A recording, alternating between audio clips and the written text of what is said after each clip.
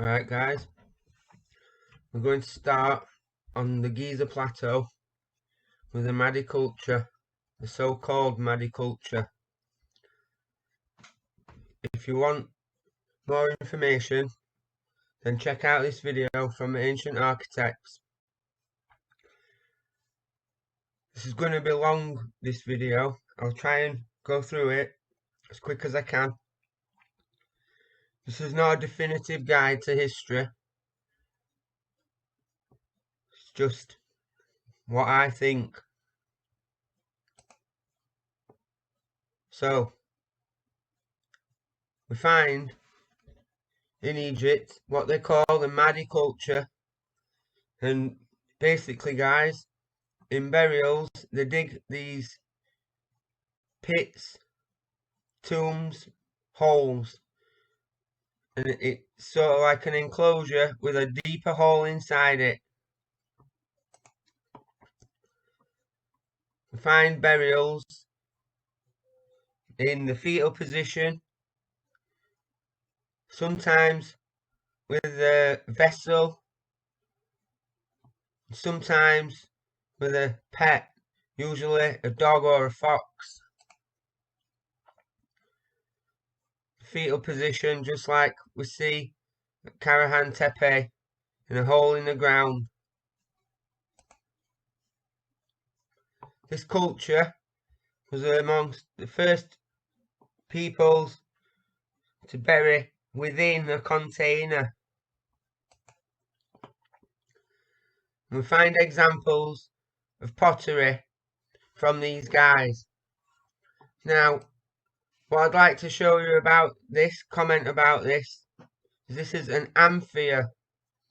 And the definition of an amphia is usually a vessel. It's different to a cup, guys. It means symbolic for a vessel. Use them to store fluids like wines. This is Madi pottery. You can see that two styles, with and without handles. This, guys, is not Madi pottery. This is exquisite. It's not the same. The timeline that they have doesn't account for the 1,000 years in between. This culture and this one. We find idols formed of clay and solidified idols, right guys? We find these idols made of stone and bone, ivory,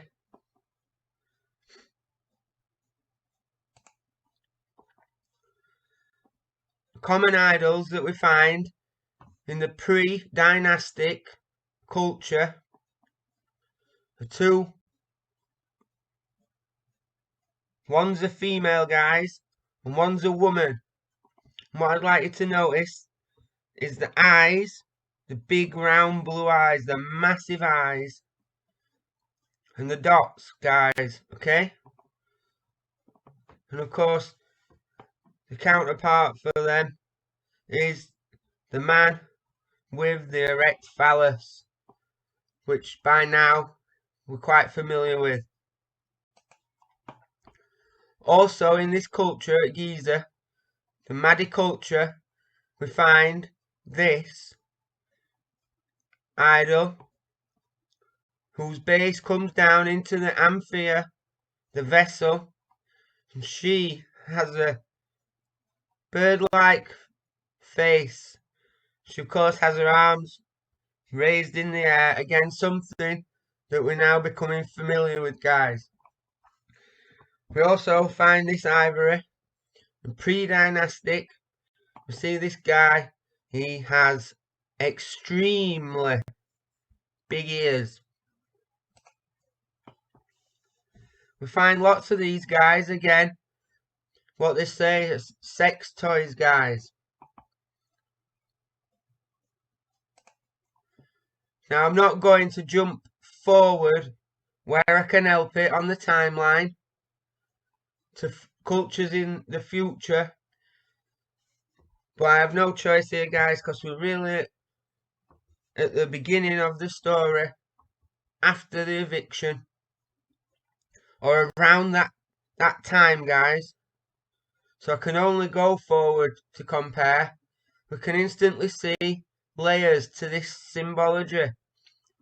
We can see that he is phallic in nature. We can see this serpentine thing entwining around him is the bearded man, and it is a sex toy, which makes this phallic. It is Shiva, guys. We can see the same themes. We can even see this crescent moon.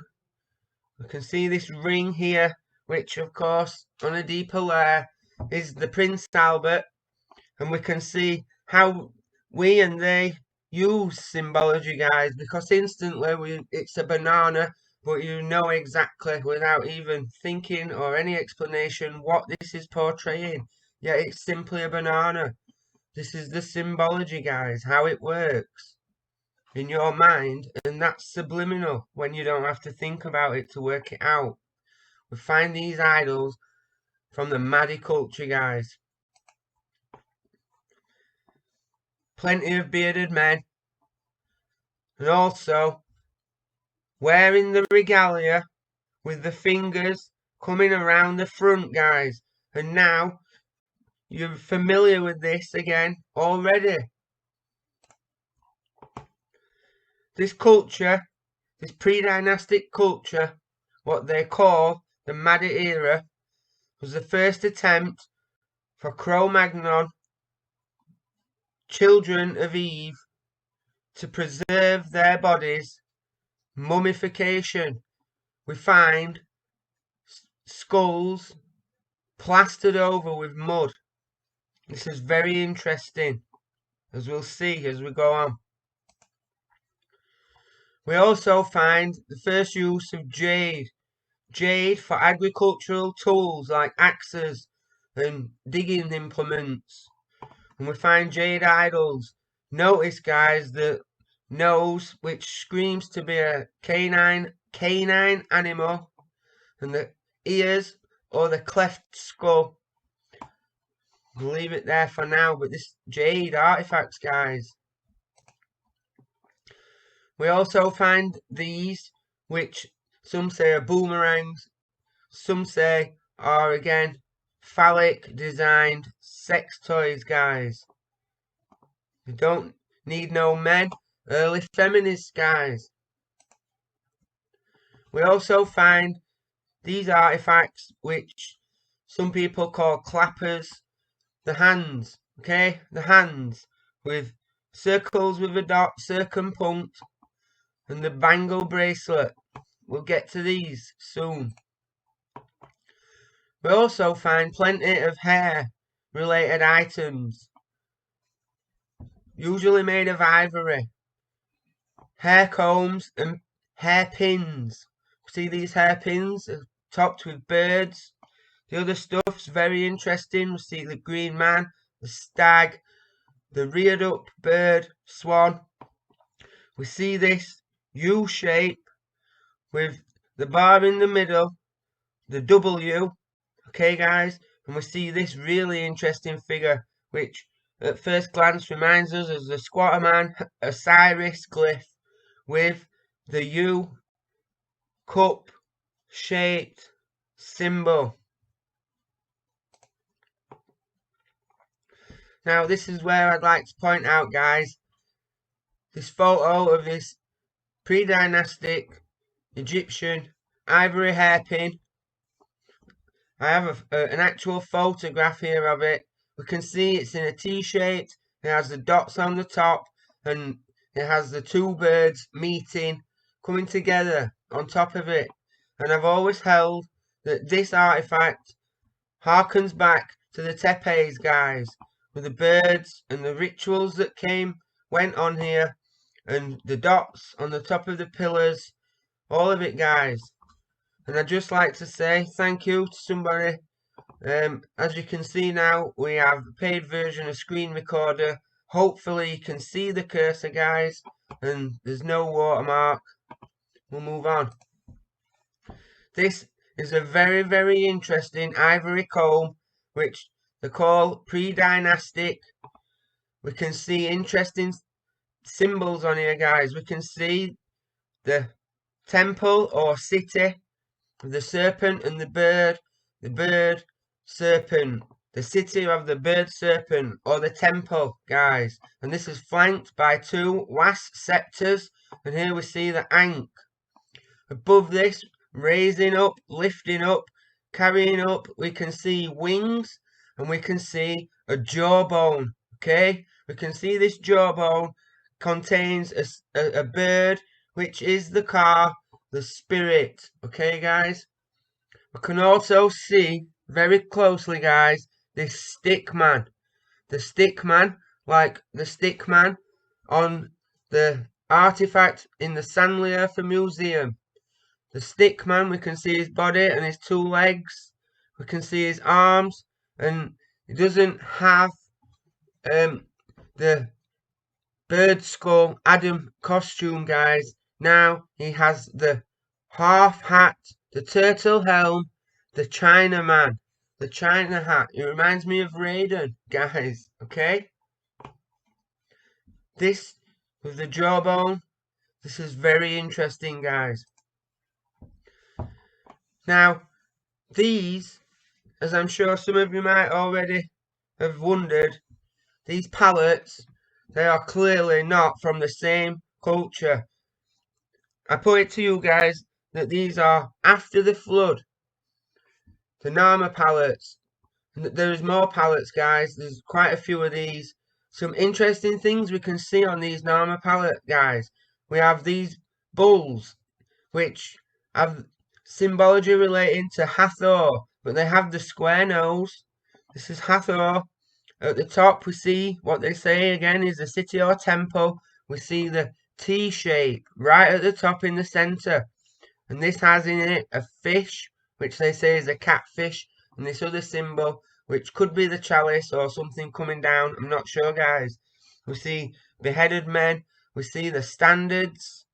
Interesting to note, on one of these standards is a boxing glove, and it is a boxing glove, guys. We see this intertwined symbol. We see the Sphinx with the bird, which is probably the Horus, but could be a spirit controlling who they call the Sphinx. Okay, guys? And we see this man who they say is Narmer, and he is smiting in now again another very familiar pose to you guys, smiting this guy he has hold of by the hair. And right down here, guys, at the bottom, we can see a familiar image, the bull getting the man, and the walled enclosure city.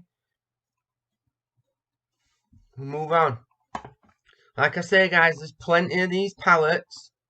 I don't believe that these are from the very earliest cultures in Egypt, not by a long shot.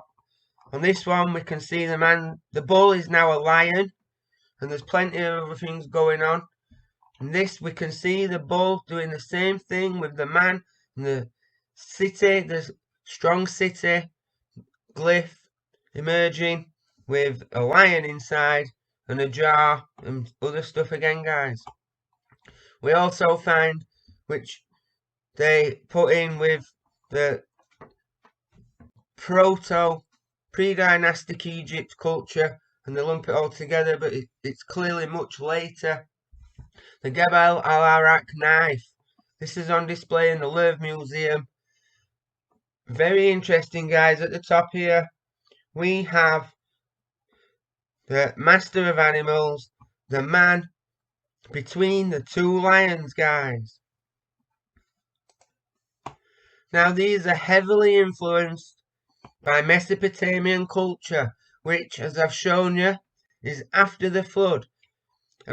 From the Mahdi culture to the Narmer palette and the Gebel al-Arak knife was a long time, the deluge, the raising of Mesopotamia, and then this culture came back to Egypt, guys, and we can see here Hammurabi, Stela, showing Lakshmi. We can see Lamatsu, sorry. We can see Lamatsu over here as an idol. The man with the turtle helm idol from Göbekli Tepe. We find this, which I've shown you guys, in the National Museum of Anthropology, and we find squatting idols with turtle heads in Egypt. We see, like we saw in Sanliurfa, the man between the two lions holding his phallus, and we see the bull getting the man, like we've seen now all the way back from Lascaux, guys, the Lascaux caves, right through to the Sanliurfa complex.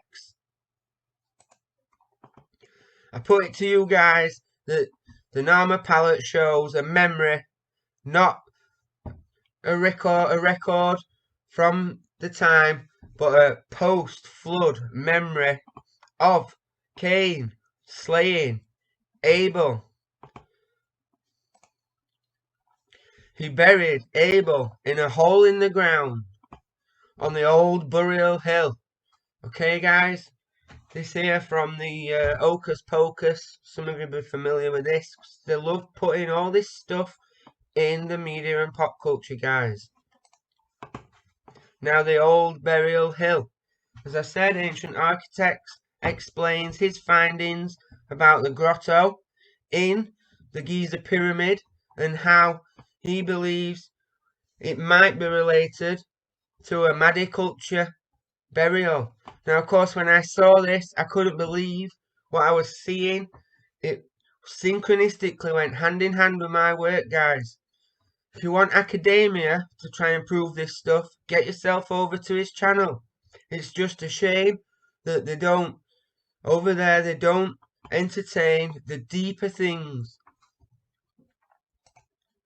In the Great Pyramid, guys, there is the main entrance, the ascending passageway to the queens, and there's a grand gallery to the kings' relative chambers, built within the Great Pyramid. But in the bedrock, guys, at the top of the hill, there is a hole in the ground, and from this junction of the Grand Gallery and the passage to the Queens, there is what's known as the well shaft, and this goes down to the descending passageway into the subterranean chamber, also known as the pit, guys. And these two structures are in and deep within the bedrock, and all of this is on top. Okay, guys? The grotto is a hole in the ground with a deeper hole, as we can see over here. Just like the Madi culture, I believe, guys, that this is certainly a fetal. It is a burial, guys, related to this culture. This, guys, I believe is the site of the fulfillment of the prophecy that the Sanliurfa people had and were religiously acting out in the Sanliurfa complex. Buried in a hole in the ground, guys. And then later, after Cain, I believe, slew his brother and buried him in the hole in the ground on the mound under the Giza Pyramid, on the Great Pyramid, sorry guys, on the Giza Plateau. A tomb under the ground was built, cut, and in this tomb, we find these two structures, these two stages, whatever, guys, with this trough in between, and further down we have a hole in the ground. This is the subterranean chamber, guys. We'll come back to this later. I strongly believe that they did sacrifices between the paws of the Sphinx, because this harkened back to the site, guys, the literal site where the big brother came and he slew his younger brother, and he took him and he buried him on top of the hill in a hole in the ground. And before the flood, But much later, after the Watchers had came and interbred, and the time of the Nephilim, the great builders immortalized the Giza Plateau, guys. I believe then we can see now who and what the Sphinx is. He killed his brother and he led him on his funeral procession and he buried him in a hole in the ground. And the later megalithic builders immortalized the site. They built the Great Pyramid covering, immortalizing forever the sacred mound that contained Abel, where Cain was buried underneath in the underworld.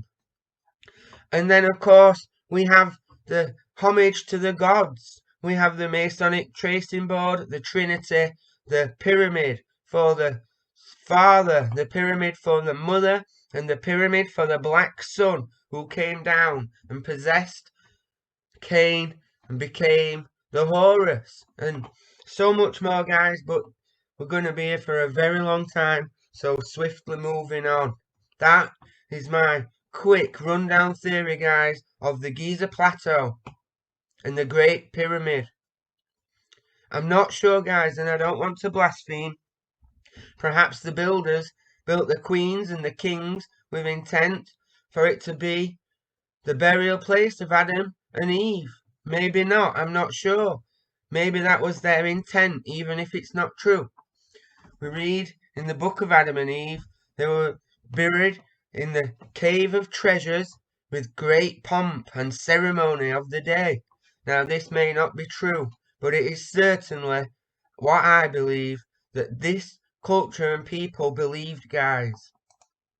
Of course, after the slaying of his brother, Cain was sent to wander the land, to dwell in the land of Nod, which I believe now more than ever is the wilderness. And he met the hands and interacted, and as I said before, the world's first entourage. Of course, guys, from Giza, they returned to the Sanliurfa Valley, or maybe went to the Sanliurfa Valley for the first time in Cain's example. Excuse me, guys. But this whole area, Egypt, the Levant, and Turkey, imagine it in the antediluvian world, guys. It is certainly, all the area is very important. It contains the Holy Land, the Dome of the Rock, the Temple Mount, the Well of Souls, so much more, guys. In the Levant, if this was the return or the path of Cain from Egypt with his entourage to return to the Sanliurfa Valley, he either went in uncovered areas, guys, up here when the waters weren't present, or he travelled literally up through the Levant. We find anyway, guys, these idols, and again, idols, okay, guys? And these ones, just like we find from the earliest Giza culture, what they call the Madi culture, clay dolls, formed the style and even the mixture. I'd like to get some composition tests on these guys, because I believe that it is the same. We see the nose, it's just the same, guys. We find in the Levant, we find these idols that have two heads.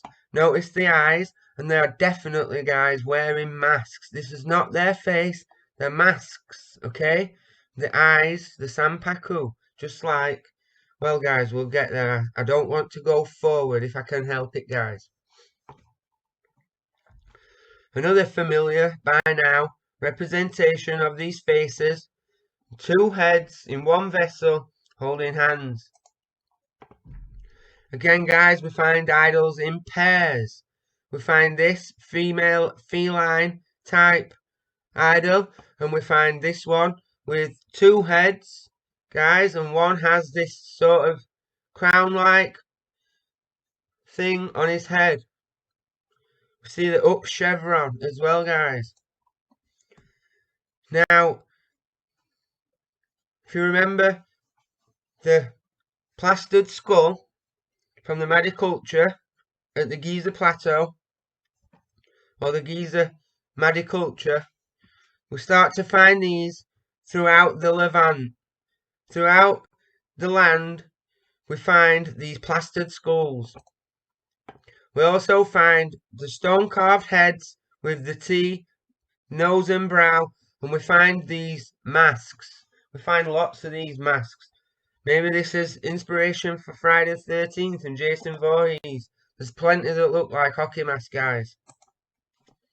So once we've journeyed through the Levant area, this is not a concise history class, guys. This is just a very brief skip over artifacts. There's plenty for you to go out and look at, and once we've got the basics down, if we're all in agreement of the general gist of what I'm trying to say, then I might make some compilations of lots of artifacts. I've got thousands and thousands of images, guys, going back to the photos, now lots again on hard drive. Anyway, the entourage travelled through the Levant back to the area, the Sanliurfa Valley. I keep saying back, guys. You see, I make mistakes. I'm just a man.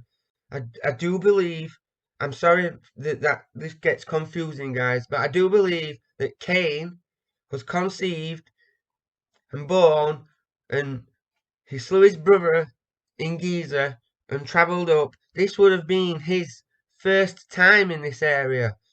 When I say back, I think I mean for us. We are back in the Sanliurfa Valley, and when he arrived, it would have been the coming of the Messiah for the hands. Now this place, guys, what I'd like to point out, this Sanliurfa Valley and all these Göbekli Tepe and Karahan Tepe complexes, they all surround the Haram Plain. This, guys, is where Abraham, Chaldea, this area is Babel. We can see Abraham was told to leave this area, and I'm sure that it's the same journeys that they make, because he returned, or he travelled to Egypt. Again, I say returned, but that's for us, guys, in this story. Abraham returned to Egypt from Chaldea, from Ur, which I believe is Babel. Okay, guys? The reason they say Ur and Babylon is down here is because this is the 600 BC Babylon, where Israel was captive, Nebuchadnezzar. I'm talking thousands of years before this, guys. Now, a very, very interesting site in the Sanliurfa region is what they call Sogmatar. Some of you might be familiar with Sogmatar. Some say, well, they say a lot about Sogmatar. I used to believe it could have been a pyramid. I certainly believe this area shows evidence of the deluge, and it is covered in a sediment, and it's solidified, guys. The whole of the Sanliurfa region. And down here, we can see that in Sogmatar, up here, sorry. I'm sorry I'm all over, guys, but please try and keep up. This is a lot. I have no script. I have 200 slides to show, and my brain is racing. We can see in the distance this mound, and when we get to this mound, we can see it is not covered by the sediment. This is built on top of the sediment, guys. It's all powdery and natural erosion and destruction, but we can see, guys, that it's built of blocks. We can see a lot at Sogmatar. We can see the blocks, guys. We can see the blockwork, the megalithic blockwork, buried under the sediment. We find plenty of exposed megalithic blocks at Sogmatar. And inside one of the caves or tombs, we find reliefs of beings, entities, perhaps deities, but we find this.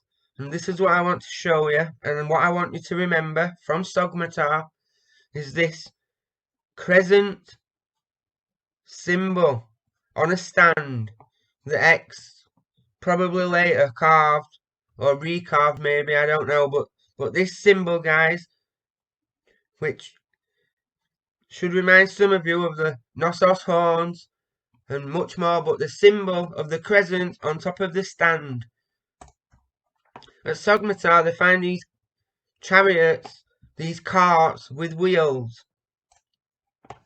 And they also find these carvings, guys. But I believe these are much later additions. I believe that this could be Roman. They say maybe the Sabians. We can see this one has this phallic bulbous head, just like we see on the stone at Göbekli Tepe of the Mother. Perhaps this harkens back to the turtle helm, I'm not sure. It seems to have the regalia, the V, and the item that goes over the shoulders, the epaulets. Now, of course, they say that this is the place of the moon god Sin. As we can see here on this tablet, Sin is the guy who has the beanie hat, the turtle helm.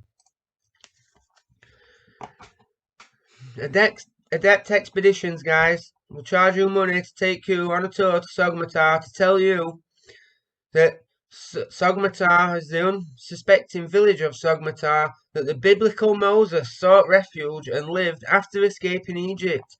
In fact, the historical well that can be visited today in Sogmetar is believed to have been the Well of Moses. Now, that might be what the Enlightenment tells you, but we know different, guys. We know that the Exodus,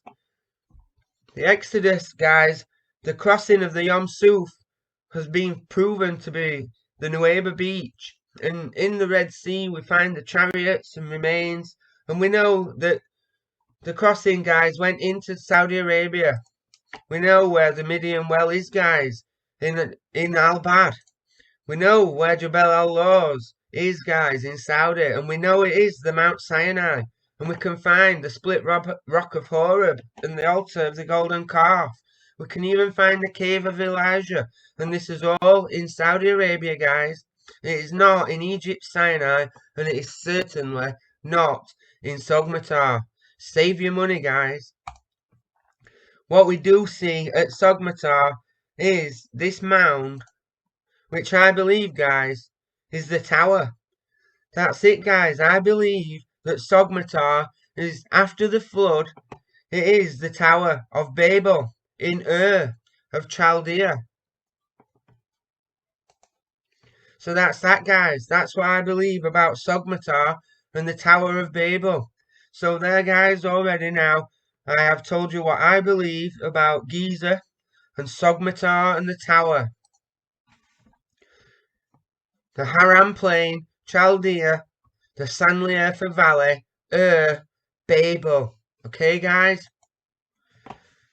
But let's not lose track. Let's get back to where we really want to go. We're following the nomads. We're following the entourage of Cain and the people he picked up along the way on his journey to the Sanliurfa Valley to claim his place as Messiah. We take a look at the place called Catal Hoyuk, an overpopulated, overcrowded, Neolithic town city dwelling. Catal Hoyuk, Catholic. Okay, guys? There's plenty we can say about this. Even the rosaries and the 5 beads that go around your neck create the 5-pointed star. And the loop that holds the cross forms the ankh. So you have an ankh and a 5-pointed pentagram upside down around your neck, guys. And you see all sorts of stuff, the halos, the cross mark, you see the hearts, the beads. Catal Hoyuk, guys, Catholic. Catal Hoyuk is under excavation, guys, and they're finding new things all the time. We find in Catal Hoyuk, we find pottery. We find this pottery.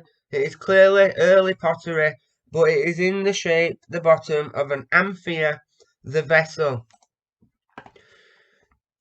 A Catal Hoyuk we find rooms of dwellings, and we find worship rooms, they're called shrines. And in these shrines we find, by now, already again familiar symbology. We find this figure on the top of the altar in this position. We find the bulls, and we find these cats facing together towards each other. Now this instantly reminds us of a few things. It reminds us of the birth mother position.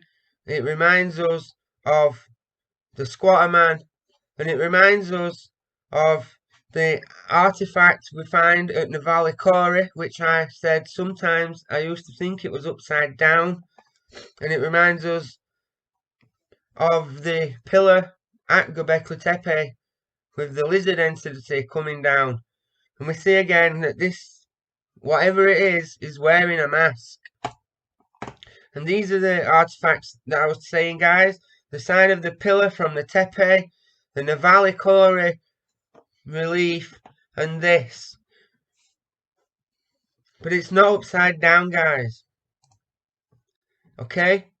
It is the two coming together, the Shenring and the phallus, the male and female.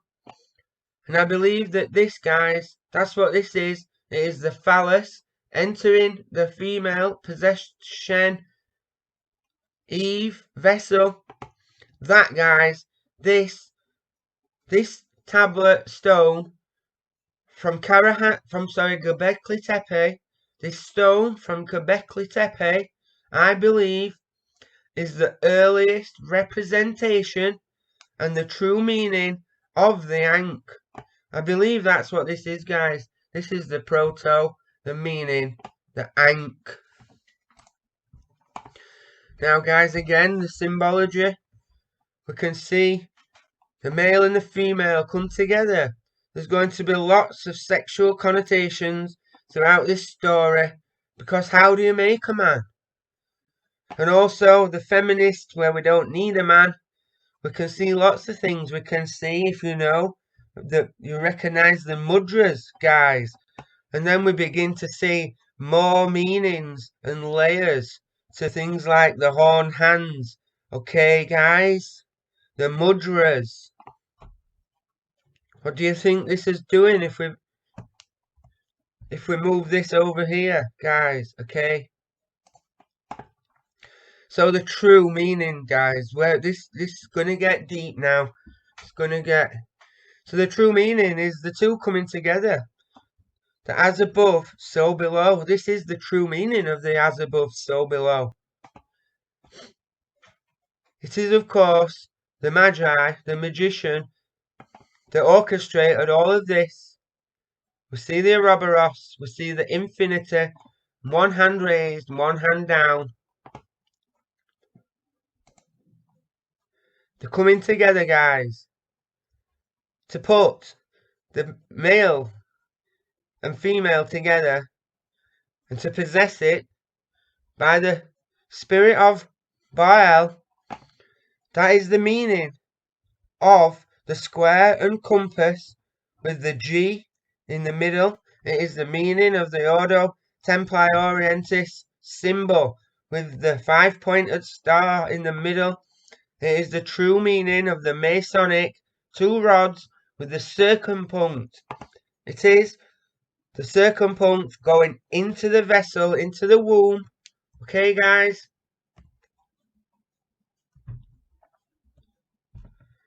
That's what this shows on the pillar of Göbekli Tepe. And this is the spirit entering in. The triple, the two possessed, the hand and rib possessed by the spirit. That's what this is, guys. They're coming together to create the vessel, the host of the anti-messiah of Baal. The two, the hand and rib possessed by the spirit of Baal, who claims to be the sun god. That is the meaning of the Masonic square and compass, guys.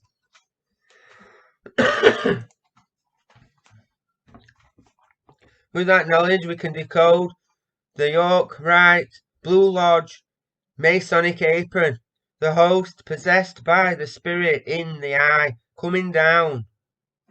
Okay, guys? We can start to decode all the other stuff. And that, guys, is the true meaning of the Magi. Hermes, Trismegistus, Merlin, Thoth,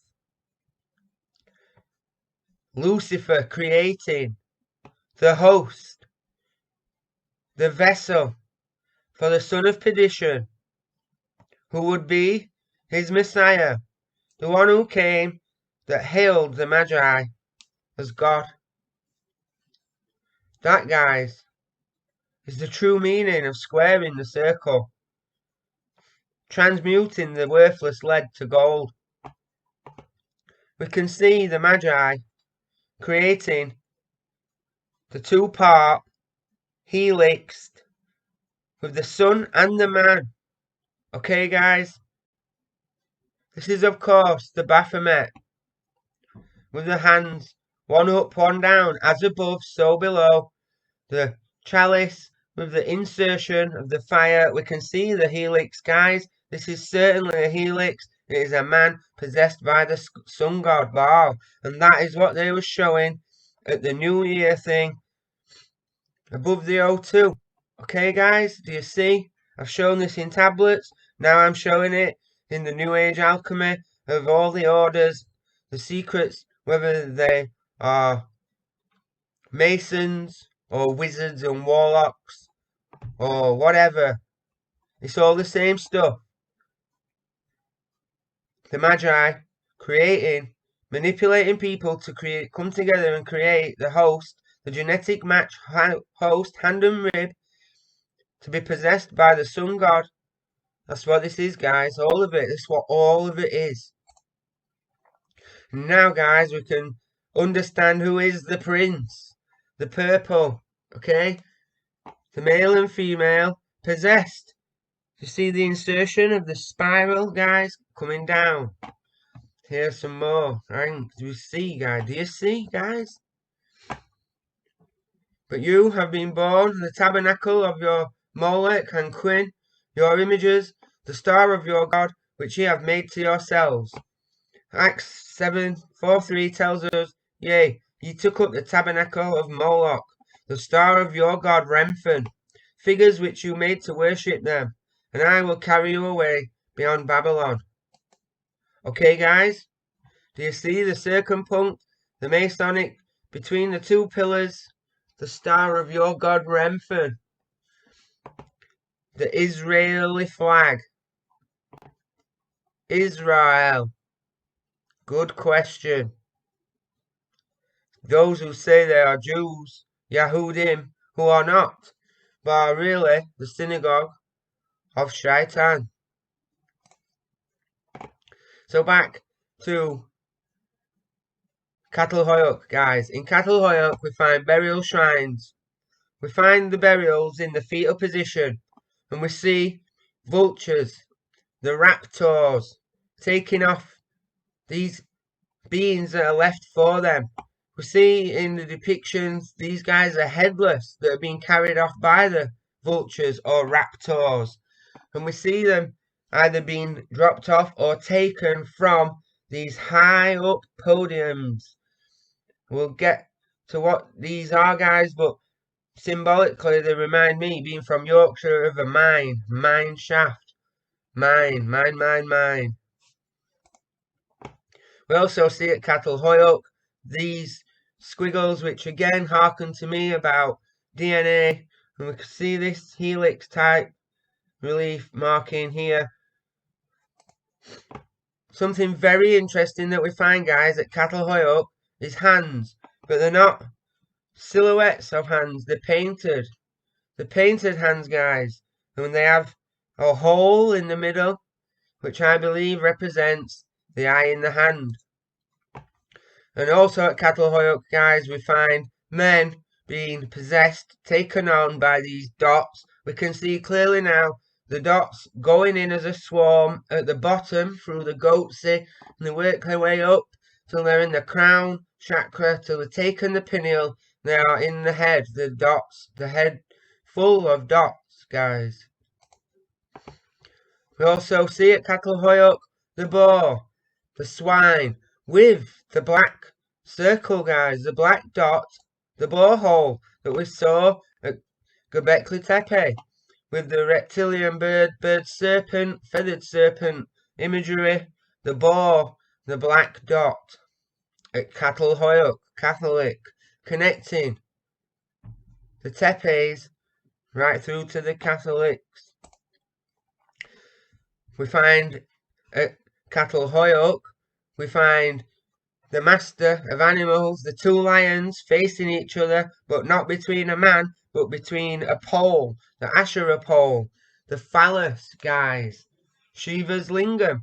And it's interesting to note that these spotted lions, the spots are all stars, or very, very similar to stars, guys.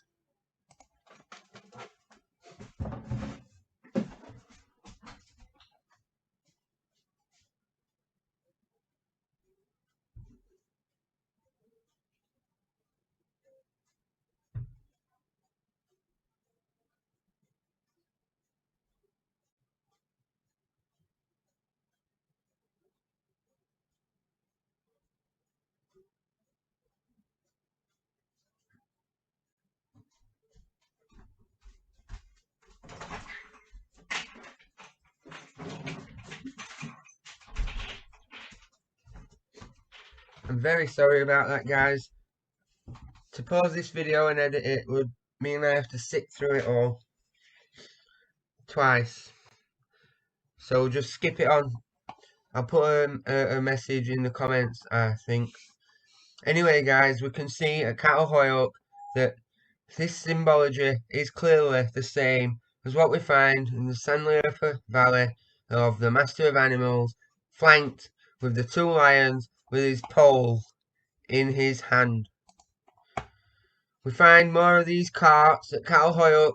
The wheel, guys.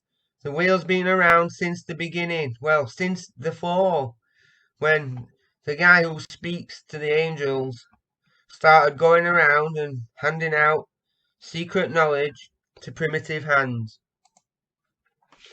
Symbols we find at Catalhoyuk are very interesting, guys.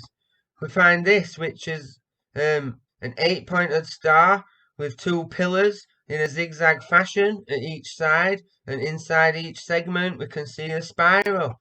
We can see this made of 4 spirals, which I believe is one of the earliest representations of the swastika and all of these little tablets, seal type things, guys.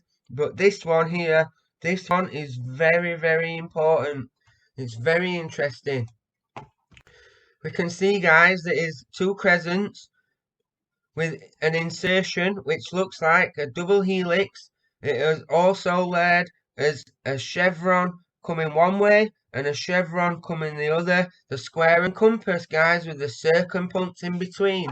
We see this, only the 2 things by now have been changed the other way. They've been turned around, but there's still 2 coming together to be inserted with the insertion. This symbol we find at Göbekli Tepe.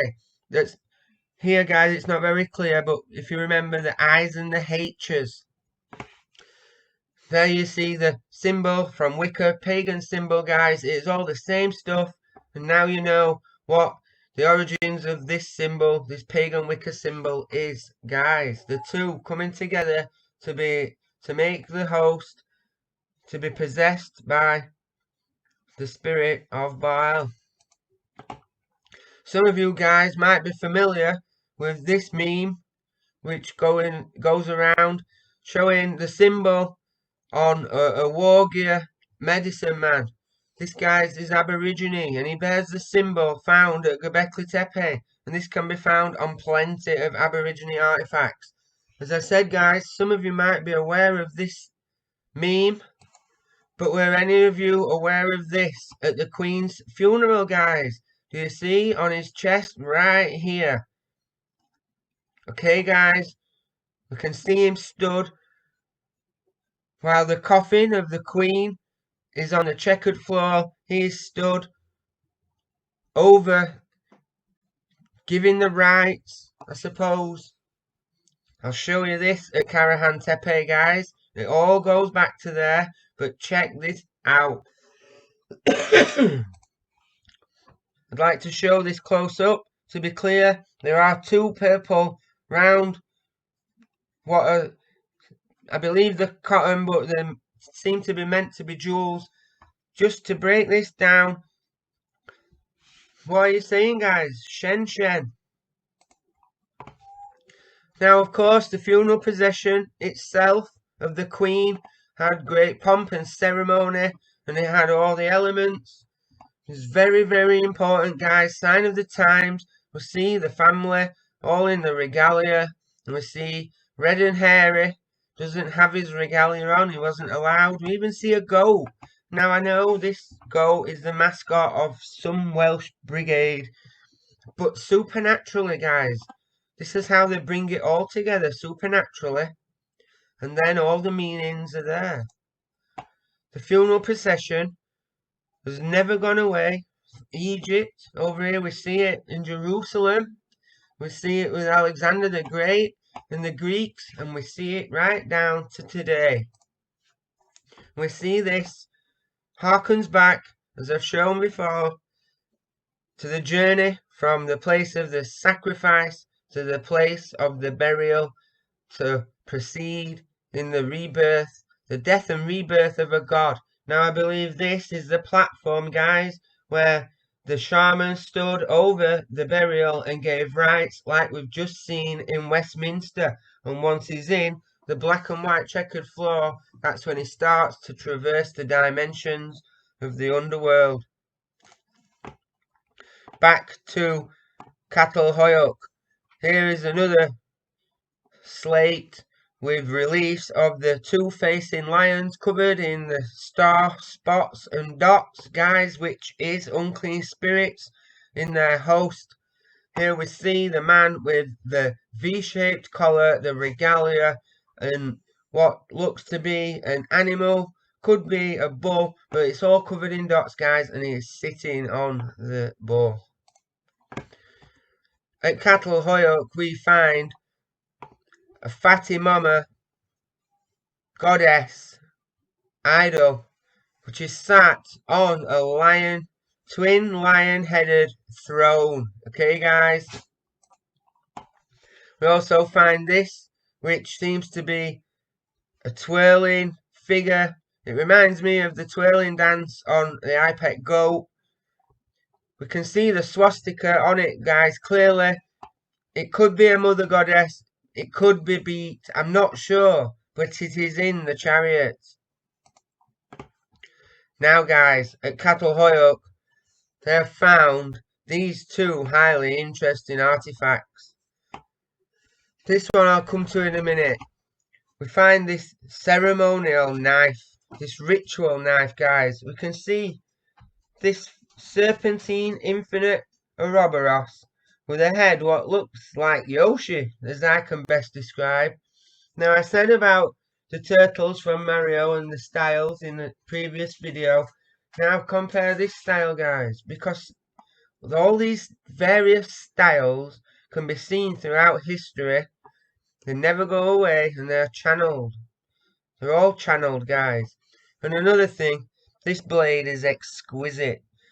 If you try napping flint or obsidian or any of these materials, I'd like you to get back to me.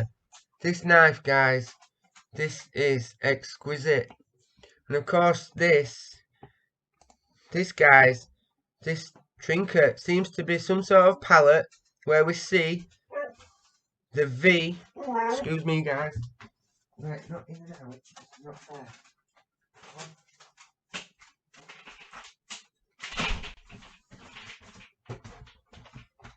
We can see the V, guys. We can see the circumpunct marked, black spot marked, circle orb coming down into the V.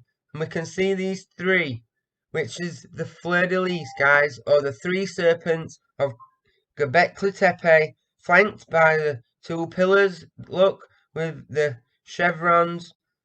as we've seen, can be zigzags coming down into the spider. That's what this is, guys. And just like the Masons and layers, they teach us, we turn this on its side, it is the comet. And I will show you that it is 100% the comet, guys. The fleur-de-lis and the 3. That's right, guys. So over here we can see this is clearly the hand with the eye in. And we've seen the pictures of the hands with the hole painted in. We can see this is the ancient form of blood in China. That is the meaning of the drop entering the Yu chalice, the crescent moon. But guys, if we look here, I've shown the Order of the Garter star before, but right down here at the bottom, can you see, guys, we have the V-shaped chalice, the orb, this coming down to take Ouroboros, to take possession of the orb, and we see the 3, guys. We see this, what we find at Karahan, sorry guys, we see this, what we find at Catalhoyuk on the lower part of the Order of the Garter star.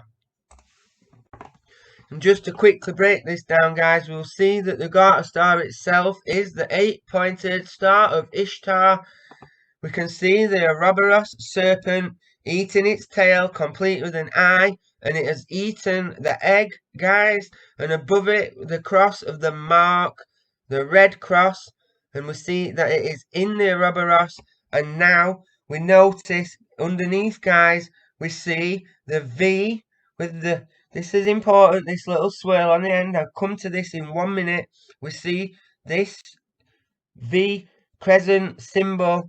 We see the 3 coming down and taking Serpent Ouroboros in, taking possession of the orb, which is the spirit. Maybe the soul, guys. Maybe that the orb means the soul itself, guys. But we see this symbol on the Order of the Garter star. Now, guys, at Catalhoyuk, we find the world's first, earliest seal. Don't let them tell you that these seals originated in Mesopotamia. I keep telling you that is after the flood, after the Great Reset. Here, guys, at Catalhoyuk, we really find the world's first seal. And when they printed it into the clay, it revealed what can only be described as the Union Jack, the Star of Ishtar, complete, guys, with the Ouroboros. And we can see it is certainly an Ouroboros. We can see the snake's head, its open mouth, eating its tail. Guys, this earliest seal from Catalhoyuk Catholic is the Star of Ishtar and the Ouroboros, which is the Union Jack, or so-called flag of Jacob. So guys, we can break this down even further and compare this seal, and we see that it bears all the hallmarks of the Order of the Garter, which originally is the Order of the Dragon, guys. And we can see here, which I've drawn on, we can see this, that goes around and comes back up. We can see it here, guys, this part that comes down. We can see the open mouth, and it goes all the way around and comes back up. It is the Ouroboros. It is the snake, serpent, or dragon eating its tail. It is the star, the mark. It is, guys, in Catalhoyuk, the seal of the Order of the Dragon, the Order of the Garter. And in this screen, guys, we can see this seal proves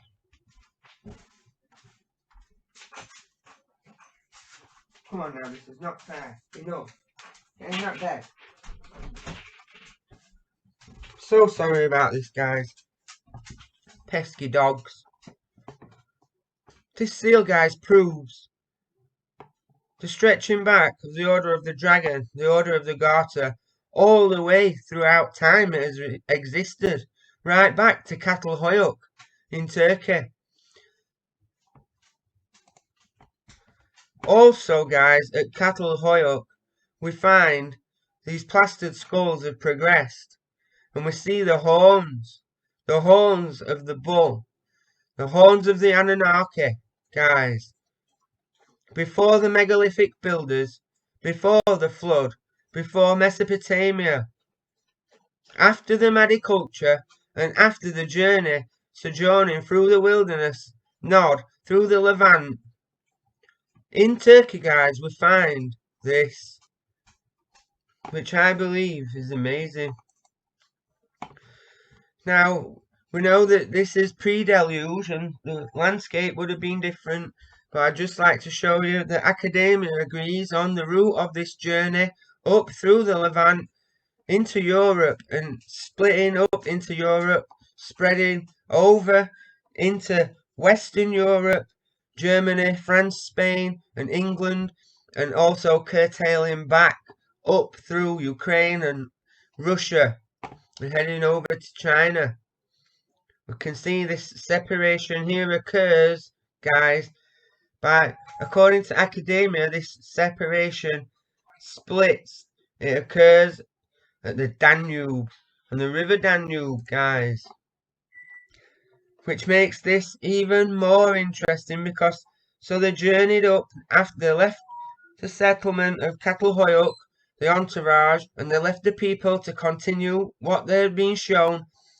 And the travellers went on and they came to Bucharest, what we know, Bulgaria, Greece, Romania, and they settled in the Danube Valley, guys. Started the Vinca culture, guys.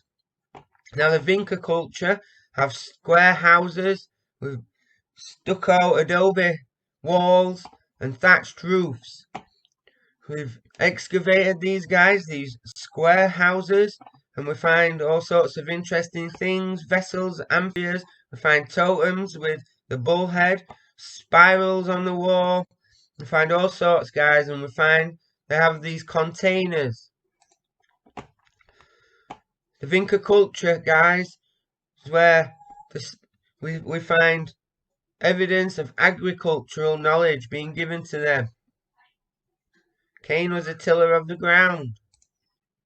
We find more, just like with the Madi culture, we find now they started using jade in the agricultural tools. And we find these same grey clay idols that we saw in the Madi culture and that we saw all the way up the Levant. We find lots of these grey clay idols. We also find other idols, harkening back to the Madi culture bird with its arms in the air, if you remember, guys. The pointed bottom. And we also find these, which I've included because I want to show you them in other cultures later. The waist, cut off at the waist, the thick thighs, kneeling down. We find lots of these idols that progress, guys. We see the familiar face, nose. We see all the aspects of the symbology, guys, by now. In the idols, the regalia, the spirals, the masks. We see again, guys, we see the cleft. We see these guys again, and the V-neck regalia. Just like to point out this ghoul nose again on this mask. In the Vinca culture, we find the bull as a religious worshipped thing. We see it on wheels. We see idols of the bull. We find that the Vinca culture, we find this two-headed or two-bodied singular being, and one is the bull head. We find more but progressed two-headed single-bodied idols, guys. Again, with the swirl. We also find idols of the Birdman with this. We saw this, if you remember, in the Madi culture. This crown, guys. Again, he has the regalia. We also find owl heads, guys, in the Vinca culture. We can see these bird effigies from the Vinca culture. This, I believe, is the earliest representation of the Eye of Horus, just like we see in Egypt. And in the temples, we have the spiral. We also find these mound, boulder, monolith type idols with the hatch markings, the feathers or the reptilian scales, with the square nose, eyes shut, and the mouth open, the black cake hole, guys. Just like we saw at Catalhoyuk, we find this bird effigy with the beak and the dress, the full length dress, guys. Could be a kilt, proto kilt in this chariot, and we notice this chariot in the Vinca culture is being pulled by ducks, and we can see that the swastikas have progressed to just plain old spirals. Another thing we notice with the Vinca culture, guys, is that these guys are seen carried, these little mud featureless features are seen carrying the standards. And I believe that this represents the hands, the hewn men, the Hanuman, that the entourage and the advanced Cro-Magnons used in the beginning, guys. And that is where the stories of Hanuman comes from. And here, guys, we can see the Harlequin, again from the Vinca civilization. In their catalogue of artifacts, we find this idol is red and black stripes. I've shown you this in other cultures, guys, but we're not going forward. I'm only going to try and show you things before in the story. We can see this gesture. I don't know if he's got his hand on his heart, swearing an oath, if this is the hidden hand, but we see the Ben Sinister, and his hand is underneath the ribbon regalia. We also see the up chevrons on his back, the black and the red Harlequin in the mask, guys, with what looks from the back to be part of some sort of helm. And we see this figure. Now, if you remember in Sogmatar, I asked you to remember the V, the crescent on the stand, okay, guys? And we see this figure, this red and black figure. He has the epaulets. He's sat on the double-headed animal, dog-lion throne, guys. He's sat on the double-headed animal throne. Now, guys, we can follow this image as being on the pinnacle or being in the middle to be taken as being on the throne, flanked by lions, all the way through from the Tepe Sanliurfa culture to the Vinca culture, through all the way through Egypt. We see this on Tutankhamun's throne, right the way through to this guy's chair. Okay, you're starting to see, and he has the pattern of the Ben Sinister on his regalia with his sash. Okay, guys, I was seeing the lion throne of King Tutankhamun on the side. We can see the serpent coming out and possessing the Shen. The serpent possesses who is on the throne, possesses him in his pineal, in his eye. This, guys, is the throne of Westminster, and we can see on the bottom the coronation throne. We can see the lions, guys, at the feet of the throne. And in the House of Lords, on the ruling throne, again, this is where the Queen and now the King sits. The kings and queens have sat on these throughout the British Empire, guys. We see the lions. And we like to take this moment to note the other regalia, the wand, mace, the rod, the crown, and the sword.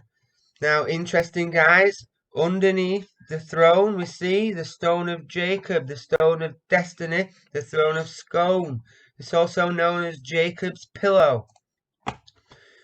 The stone of destiny was returned to Scotland and is now supposedly outside Edinburgh Castle, as can be seen here, being returned to the guys in the Egyptian headdress with the mark by the prince let's say, Prince Andrew.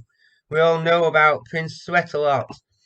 As I said, guys, the stone is said to be the literal stone that Jacob rested his head on and dreamt about the dream of angels descending and descending from heaven and to heaven. The ladder, the stone of Jacob, is the stone of scone, stone of destiny, which is underneath the throne of the coronation, which all British monarchs are crowned on, guys. Of course, the story of Jacob's ladder is the base, the twisted base, the root meaning. It is the angels, fallen or not, coming down into the pineal from the sun. It is the first degree Masonic tracing board, guys. Moving on, still at the Vinca culture, we see these squashed plate-like tablets of faces with ears. I'm going to cover these, guys. We'll get back to these. I'm showing you now so it's in your mind, and as I said, we can go back for reference. We find the world's earliest golden burial death masks amongst the Vinca culture. We also find this where we can see the ducks and the spirals and the swastikas. It's like an upside down Shen ring, guys. Okay, we see all these references to the swastika in the Vinca culture, in the Vinca pottery and gold. Amongst these Vinca pots, we see the squiggles, zigzags that we saw right the way back through Neolithic art, and we start to see these pointed vessels covered in dots and spikes. We also see these beakers, which lead on to the bell beaker cultures, and we see this, which I told you I'd cover again, and I will soon, the goat head type V chalice. We'll get to it, guys. Just 1 second, guys, I'm ever so sorry.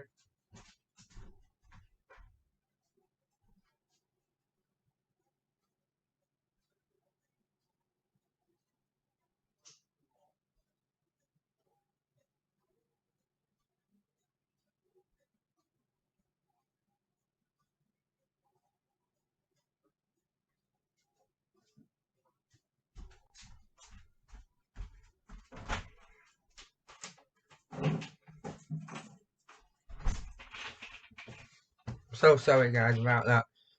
Like I say, guys, this is not a concise history lesson.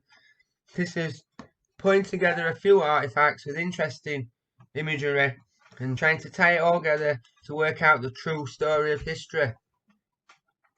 Now, this Vinca pot is very, very interesting. We can see the squatter man with the phallus or tail, right, guys? The lizard-like reminds me of the lizard from the side of the T-pillar at Göbekli Tepe, but it's upside down. I think we're beginning to lose all interest in orientations, guys. I don't think we know which way is up, to be honest, with anything. Of course, this is what I'm talking about, and this is what it means. This, guys, do you see? I don't have the words more than what I've used, guys. The triple aspect, as above, so below, coming together and being inserted by the middle insertion to take possession, which is the meaning of this. We can see this represented, guys, on this Vinca pot. Now, guys, I'd like to point this out. These are a couple of photos of some drawers in my house that I've had a very long time. Okay, I weren't even aware of any of this stuff. I've had these drawers longer than I've had my child. We can see the same imagery, guys. These were bought second-hand from a car boot sale. They're said to be reproductions of African symbolism style, African style furniture. We can see, guys, it's the same thing. We can see the tail, it's reptilian, just like this, guys. And we can see here him sat as the squatter man in the Osiris glyph with the China hat on. Okay? There isn't anything, guys, that's not connected. Even furniture in my house that I've had for years. More Vinca pottery, guys. We see the W. Now, I've just mentioned the W earlier. This is the second time I want to show you the W. I believe in this use. It's a double-headed serpent. The Vinca guys were the first people to use recordings and some sort of script, much older than Sumeria. We can see interesting things on it, guys, like the double cross and how this marked cross and the hole makes the ankh, and it's just slightly off to the side, reminding me of the artifact they found at Oak Island, and we can see it repeated here, the cross with the circle to the side to verify what we're looking at, and all sorts of other stuff, guys. Animal symbology, all sorts. Here, I believe, we see the man and a plough, using an animal to plough bringing the tiller of the ground, brought the knowledge, guys. Now, this shows just a summary of the Vinca culture, the man sat on the throne and the mask, and how this, guys, this is where they take, or where I believe the grey alien comes from. Now this to me is very... So moving on, guys, the neighbouring culture, the artifacts that we find next to the west of Romania, the Danube, is the Lipinski culture. We find these stone idols, again, like the monoliths in shape. We can see the face from Karahan, the features, the nose, the teeth, the brow, and the lips. I can't describe the style, guys, but you can see the style. The same as the Karahan man. We can see the arms and the hands on the front and the phallus. Some of these, if you take a look up the Lipinski culture, some of these are very interesting. And later, I will refer back to these. Moving further west through Germany, we find a place called Harksheim. There's a Cro-Magnon people, us, buried in fetal positions, pagan rituals. We see these two platforms with a channel trough in between. It's full of bones. This is a cannibal sacrifice centre, guys. This is what archaeologists have admitted this is. Rivers of blood. Okay, guys, the subterranean chamber. Into the hole.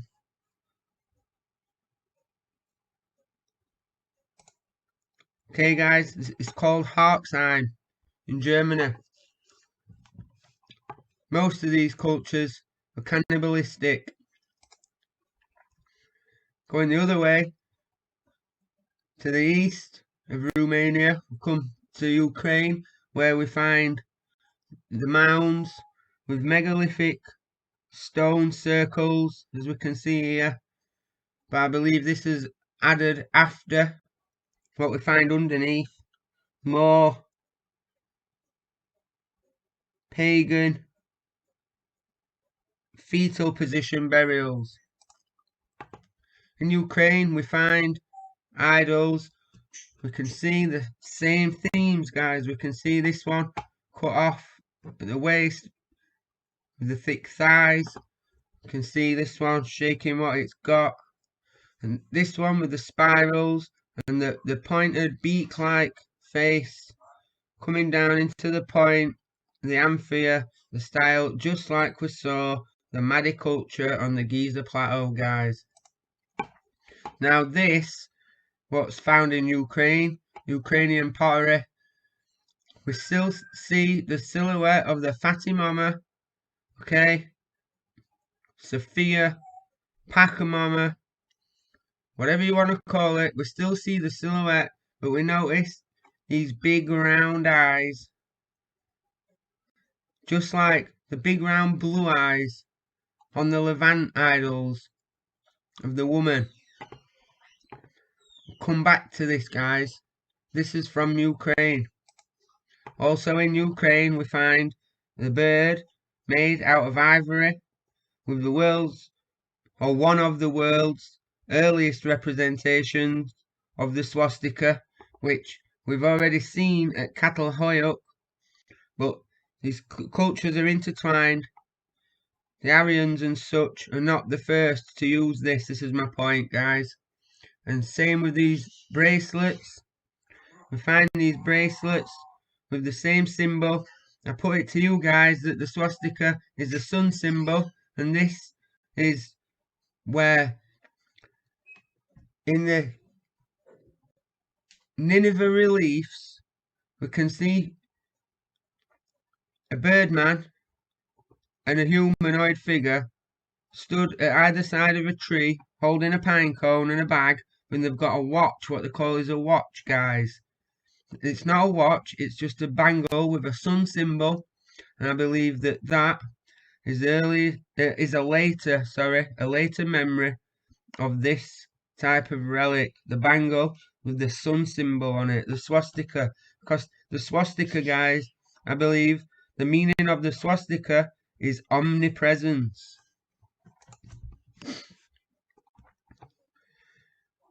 We find loads of bird-headed, male and female, pointed bottom amphia eye dolls. You can see the V and all the other stuff, birdmen. This one has a swastika on it, holding his arms together. I don't know if one's behind and one's in front, guys. Now as we start to progress through Ukraine, we notice that these vessels are on stands with holes in. We find this a lot. And again, I'll reference back to these now we've seen them. I'm not going to go into what I think everything is. The main thing is to put this out there so we can reference back to these cultures, the things that we're going to look at later. Also, now we have LiDAR in the Ukraine, we find these keyhole-shaped patterns, which instantly scream to me Kofun, if you know what Kofun is, guys. Moving further west, we go through France, Belgium, Spain. We recall, before we get to the Isles, there was Doggerland and the Dogger Bank. This was all one landmass until the flood. The Beaker people and all of that, guys, they follow the story, the trail to the Isles for the first time, how I believe, how I'm describing. We find evidence of this culture, the nomads mixed with the Hands, from the Orkney Isles all the way down to the Henge and down through Cornwall, guys. This black beaker cup was found at Stonehenge. We see in the Isles we find many pottery, beaker pottery. This one, as we've seen before, has the spikes on it, and we see the corded markings. It's a global culture, guys, is what I'm getting at this period of time. In the UK, we find gold things. What I don't know the word what these are called, guys, but they go over the shoulder. They cover. I call them epaulets. That have where the epaulets come from, and we see this gold U-shaped symbol.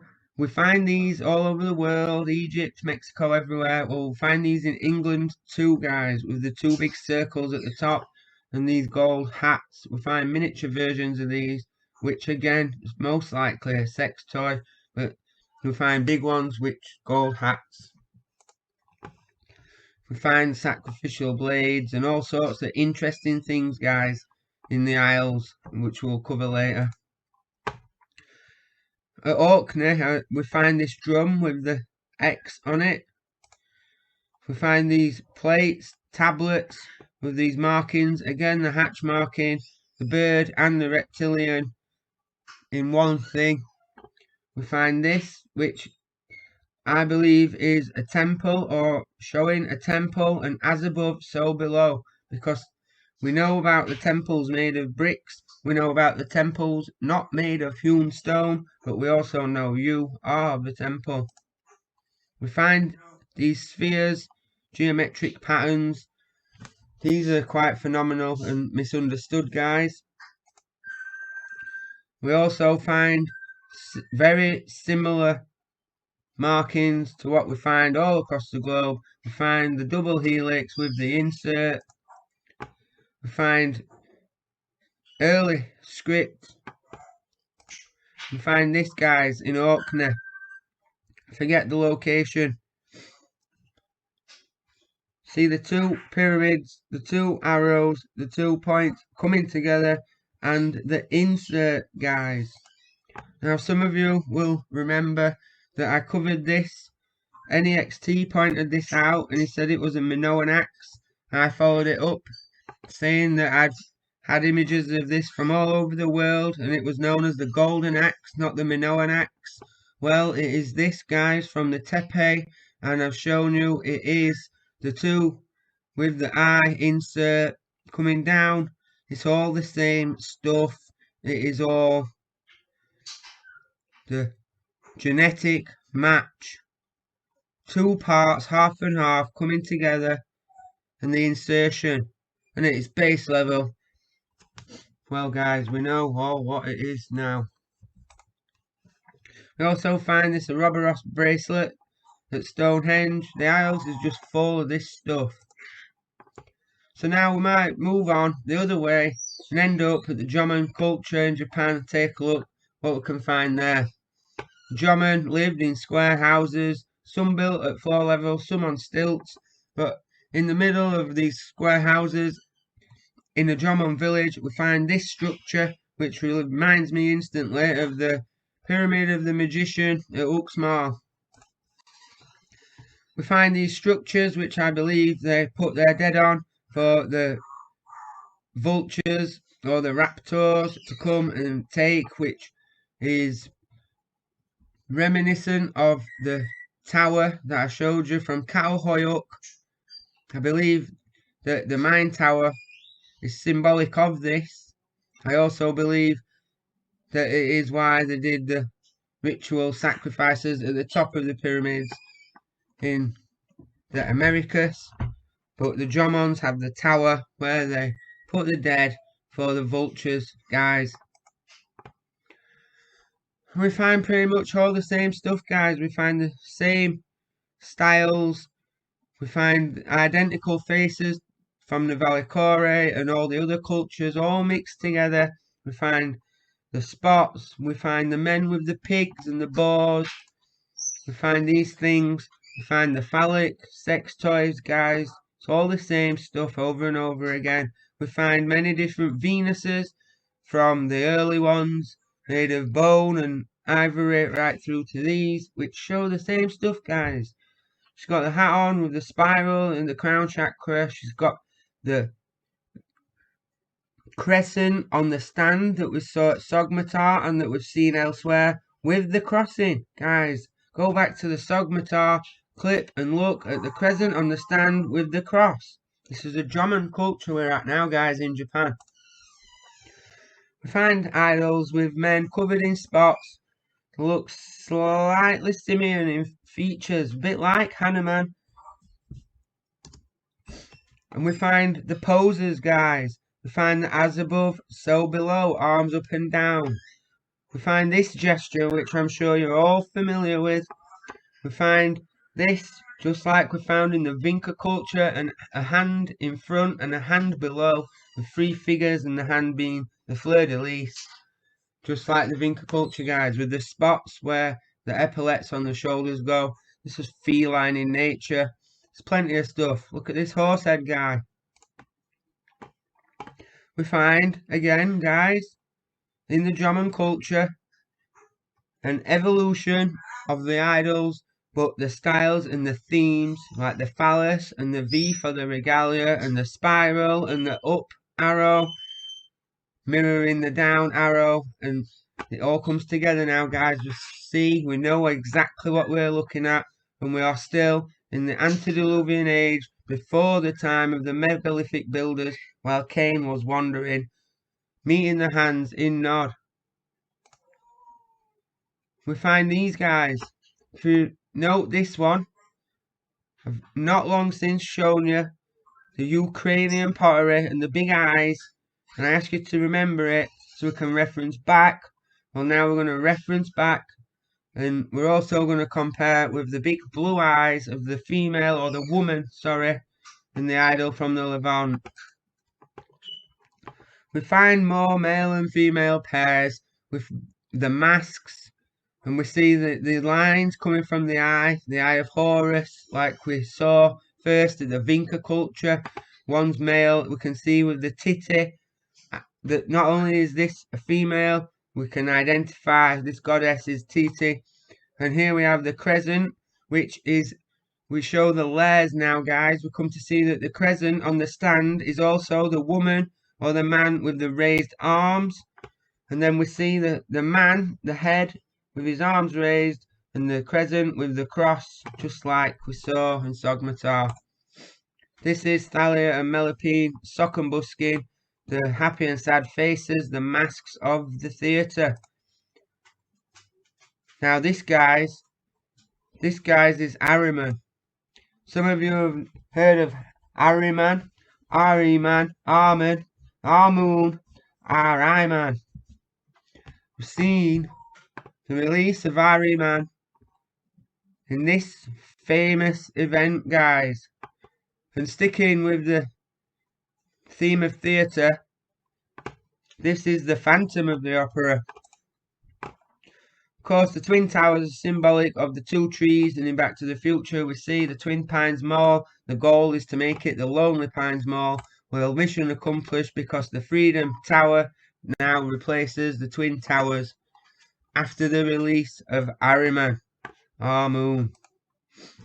More Drummond idols, guys. We see the crescent on the stand, we see the beard coming down, the millipede. We see it ends in the spiral, guys. This is the feather of Ma'at. We see this one hand in front, one hand below the hidden hand. We see the three fingers, which is the fleur-de-lis. We see the mask, and the Karahan features the brow and the mouth, and we see the eyes, the lines of the eyes of Horus. We also see the black hole borehole. It's all the same stuff, guys, in the Drummond culture. We find the phallics, and we see that the phallus tool toys are actually representative of a person. He's got the V-shaped regalia on again, and this reminds me of the Jed. Remember the Stone Age pottery from Stonehenge, and the cordware and the dots? Well, here we find it in Japan, in the Jomon culture, with the serpent going all the way around in the Ouroboros, guys. This is where the Jomon culture pottery starts to get a bit abstract, and we see the serpent going all the way around the vase. We see the dot holes, we see the V, U shaped cup, whatever, and we see this serpent entering into it. And this one we see is covered in spirals. Now they get really abstract, guys. Some of them are hard to look at, some not so much. This one we can notice this head, which is very important. We will refer back to this, but for now we'll just notice the orb Arten with these two things at the side, the winged disc with the cup and the drop going in. She has the big earrings and plenty of other stuff. We'll come back and refer to this later. Here we can see what seems to be a bird and a serpent, but under closer inspection we can see that these birds are long-necked, like cranes or emus or something. But it's certainly a bird man, guys. More Jomon pottery. Now here we see clearly the U with the swirls on the sides. We can see that the crescent and the insertion, this is the uterus and the vagina, guys, and the eggs. And the third layer of this is obviously the Baphomet head. Can also be represented as the moth, the silence of the lambs, to silence the lambs, just like casting a net on the lambs at Göbekli Tepe. In this Jomon culture vase, guys, we see the reared up serpent with a spiral head, which reminds us, I said I wouldn't future refer, but we have no choice here. We see the serpent rearing up with its arms out, but we notice this serpent There's a double cross, guys. Instantly we see the spiral, the double cross. That's the double cross on the infinity of the Order of the Dragon. So this is an evolution of the Catalhoyuk Order of the Dragon on a Jomon vase, guys. We find Jomon heads wearing masks with the the duck pout lips, let's say, for now. We see all sorts on here, guys. Just like to point out that they say that Sumer was the birthplace of civilization. I'm saying it's the reset. We find much older things in the Jomon culture. The Jomon people were the first people to take babies' footprints. These are birth certificates, guys, okay? So that's the Jomon culture. So we've gone from the eviction and the slaying of the brother on the Giza Plateau. We've gone to finding the people after being sent to wander the world of Nod. Finding the people and forming the entourage and travelling the whole world, meeting hands as we go along, leaving behind what are now remnants of the things we can find in the First Empire, China.